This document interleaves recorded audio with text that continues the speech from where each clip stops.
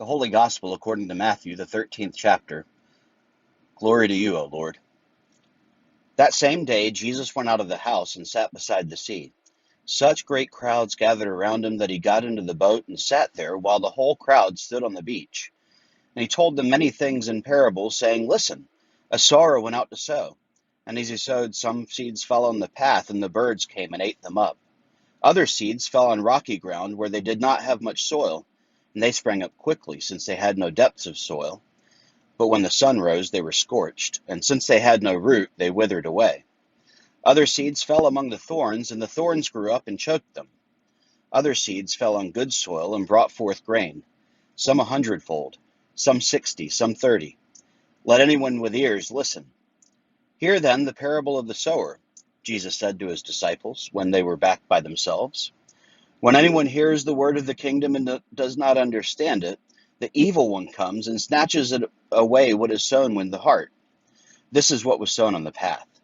As for what was sown on rocky ground, this is the one who hears the word and immediately receives it with joy. Yet such a person has no root, but endures only for a little while. And when trouble or persecution arises on account of the word, that person immediately falls away. As for what was sown among the thorns, this is the one who hears the word, but the cares of the world and the lure of wealth choke the word, and it yields nothing. But as for what was sown on good soil, this is the one who hears the word and understands it, who indeed bears fruit and yields, in one case 100-fold, in another 60, and in another 30. The gospel of the Lord. Praise to you, O Christ. So you might notice that I'm in a car. And I've been seeing videos again of people who were sitting in their cars, and it's so-and-so rants about something. And a lot of times it's got a neat little descriptor like, Southern guy really lets so-and-so have it. Or this guy from up north just completely demolishes somebody. And those videos, like, they're interesting because it's obvious that these people are passionate. They are sitting in their car and talking to their phone. So, I mean, what does not tell me that they are passionate about what they're doing than sitting in a place where such emotion comes out of us as when we're driving? I don't know about you, but some of my driving words are much more colorful than my normal words. Um, I also want you to notice that the scenery behind me, you'll see over here where there's leaves and a house and a guy walking who's about to pass my car. Um, I'm sitting still, and that's because COVID has already given me the finger, and I don't want to encourage it to uh, to ruin my odds any more than I already have 2 surgeries later. So I'm going to have to do my sermonic rant sitting in the car still, and that's okay. And I know my wife approves as well. I One of the reasons I also chose to sit in the car is that there's something interesting to me as I think about all these different places that the sower scattered the seed. And for instance, right now I can see a road, and when you throw the seed on the road, that's where all the birds and the animals get it. But what's really fascinating to me is that it seems like all the things that are best for us are things that we actually have to spend a lot more time taking care of.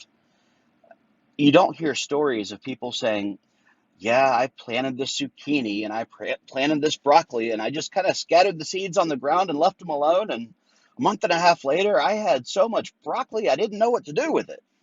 No, they tell stories of, first thing I did was I tilled up the soil and mixed it all up. And then I went through and I dug all the rocks out. And I remember when we planted a garden at one of the houses that we lived in when I was a kid, and seeing the work that Dad had to do to turn some of the back lawn into a garden, and then all the work that we did in the hot South Carolina sun of getting the rocks out of that area, and then raking it into little mounds, and and then we had to plant the seeds, and then water and water and water and weed and weed and weed, and finally Dad was so excited, Mom was so excited because we had this yellow squash, and I hated yellow squash. Why? Why would anyone plant it? I like yellow squash now. But, I mean, all that work for something that I was just going to get yelled at for not eating. You know, I it was frustrating. And the reason I think about that is I'm sitting here looking at the road, and in every crack on the road, there is grass growing. And it's not just growing, but it's ugly and it's healthy, and there's little shoots, and eventually someone's going to go out there, probably, I guess, and like probably me, and spray it or weed eat it or something, and get rid of it, because the stupid stuff just won't. Why can't vegetables be like that? Why is it that the only thing that takes root in these hostile conditions are plants that are somewhat hostile themselves? And I have to admit, I consider grass to be hostile. If I had my way, I would just pave my yard and be done with it, because there are very few tasks that I enjoy less than mowing. And but then I guess that kind of explains the rocky soil too, because what grows in the rocky soil? But you know the the good stuff can grow, but it doesn't have any roots. But, but what grows in rocky, hard soil, rocky, hard things? I mean, I think of a cactus. Those things will grow anywhere that's hostile to people, and I just, and then you think of the stuff that grows where the thorny plants grow. And bear in mind, we're not talking about roses. Roses are another one of those things that if your pH is off by like just a couple percent, it's dead. And it's because it's pretty and we want it there.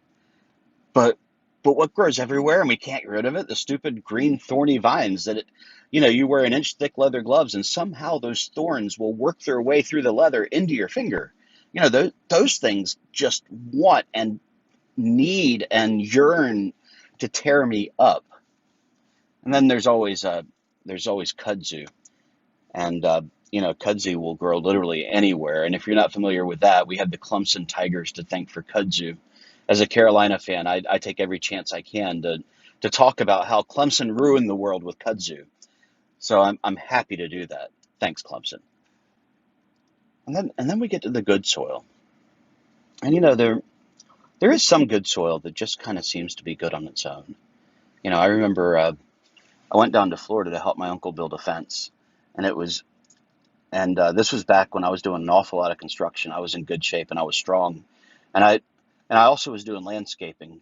And so I spent a lot of time with a shovel in my hand and a lot of time with post hole diggers in my hands. And the ground in South Carolina is this hard red clay, and we have dirt on top of it. But when you go too far down, it's this packed down hard earth that you have to use a pick, or you have to stomp on a shovel. And once you get it moving, it behaves. But man, until you get it moving, you're going to break your back. And I've broken a shovel trying to get a good shovel full of this earth when it's the first one. And so I went down to Florida just loaded for bear. I was ready. And I had talked to my uncle and I said, if the ground's too hard, we'll just run an auger, because I figured, Florida was seabed. It probably is really hard packed earth. But but before I went to Lowe's to pick up the auger, just on a whim, I walked out, and you know I dug into the ground around and pulled the grass, which was this really nice thick St. Augustine grass, which I would have paved over too, by the way. And I dropped the post hole diggers in, and it went in the full length of the blade, just dropping it. I didn't even put because it was this rich, lush black soil. And you could tell that over the years, what had happened when it was underwater wasn't that it got packed down, but that all the different things that had lived and died and done their biological business all over the place had created some of the most beautiful, rich, lush soil I'd ever seen in my life. And the problem wasn't getting the post holes dug. It was that I had to use about half again as much concrete to get the post to stay up, because the ground was so soft. And so I ended up planting the posts a little deeper than what I would have otherwise done. And what I had expected to be about a week's worth of work, just kind of spending digging post holes and hanging the fence, I just got done in 2 or 3 days, because it was just such nice dirt. And sometimes I meet those good dirt people. There's a lot of good dirt people, and tell you what, LCOR is full of them. And, I meet them and I just know that everything they touch, everything they do, everything they set their hand to is going to be something that becomes beautiful because there's something in them that is, it didn't require dethatching and de-rocking and churning and working and bringing in new stuff and balancing everything. They're just people whose soil is tilled and beautiful on its own. And then I think about my own soil, and I see in me the mix of soils that I think a lot of people have. I do have that hard path in me where I don't have ears to hear anything that Jesus wants to say. I don't have time or patience or energy to listen to God because I've got my own stuff going on and I have things I've got to do. And I've got that space in me where that early faith that burns so bright and so hot, that those moments where God was this constant presence with me, and like the whole world was on fire with the Spirit. And as sure as Jesus said it, that faith burned away when I started experiencing some of the harder things in life. You know, when I started having trouble with kids at school, which was real early, and I wondered where God was, because God was an active participant in my life early on in my experience. Um, when I was an early teenager, and I guess if you throw enough hormones anyone's way, then life becomes really challenging and our soil gets hard anyway. But as a teenager, I just was so terminally awkward, and I just never could find a place where I felt like I had my ground and my footing. And I would have these moments where all of a sudden it was bright and sunny and beautiful, and then it was just gone, and I had no idea what to do with it, and I didn't know where it went, but I knew I wanted to see where it was. And I haven't really been so concerned with a bunch of money through my life. I like to have it. I've always kind of said I want to have enough money that I know I can go out to eat and not have to worry about what's in the bank. That's my definition of being comfortable enough. Just knowing that we can do the things we kind of want to do without worrying too much about it. I'm fine with that. As long as we can do that, then life is fine, and we know that we're secure. And it's not money for me that's the thing that distracts me. And and it's not success in the way that I think a lot of us define success, because first of all, I don't know what the career ladder of a pastor really looks like. There are big congregations and small congregations, but big congregations and small congregations have the same problems as the other ones do, except you have more people participating in big congregations. And small congregations can do amazing ministry too. So I don't think size of the congregation is a great measure. And some people want to be a bishop, but I like myself. I wouldn't want to put myself through that. I don't consider that to be a step up. I was really good as an assistant to the bishop, and knowing that I could always say, "Man, you know what? That sure is a hard problem you have there. I really think you ought to talk to the bishop about that one. It's nice to have somebody to kick it upstairs to." But and even working in the Senate office, I didn't necessarily think of that as a step up, because it was taking me away from parish ministry. It was taking me away from pastoral care. It was taking me away from the. I had a moment about 2 years into my call in the Senate office where I was thinking to myself, I'm not a pastor, I'm an administrator. And it took me 6 or 8 months to be able to reframe my understanding of what this meant, so that I understood that the work that I was doing was pastoral ministry. And I began to come to terms with how I was living as a pastor and not just the reverend, because I never grew up wanting to be the reverend. I always grew up wanting to be the pastor. And the the other piece of me that's good soil is the place where I recognize something else. That everybody I see who I consider to be these good soil people, I've had the great privilege and pleasure to talk with a lot of those over the years, and to a person, every single one of them talks about those good people that they know, and every single one of those good soil people doesn't consider themselves to be one of them. And what it tells me is some people might have problems with a capital P, and some people, by comparisons, they may not have the capital P problems, but it's all an economy of scale. My problems are problems. My fears are fears. My shortcomings are shortcomings. And those shortcomings may not land me at rock bottom, but they sure do still land me in the place where I wonder whether I'm worthwhile and where I feel like I am struggling with every inch of my being sometimes to just stay afloat. And I had an opportunity this week to talk more about this one verse in this passage than I think I ever have in my entire life. And it's this piece where Jesus says, and some will produce, and they'll produce 100-fold, and some 60, and some 30. And, it's easy to get tied up in those comparisons again. Man, it sure would be nice to be one of those 100-fold people.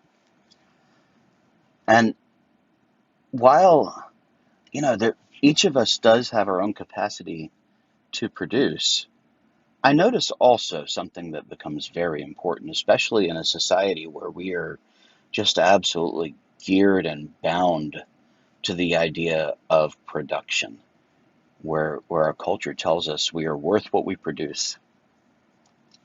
And it's this. Jesus doesn't say the 100-fold or the 30-fold are better or worse. He just says that some produce.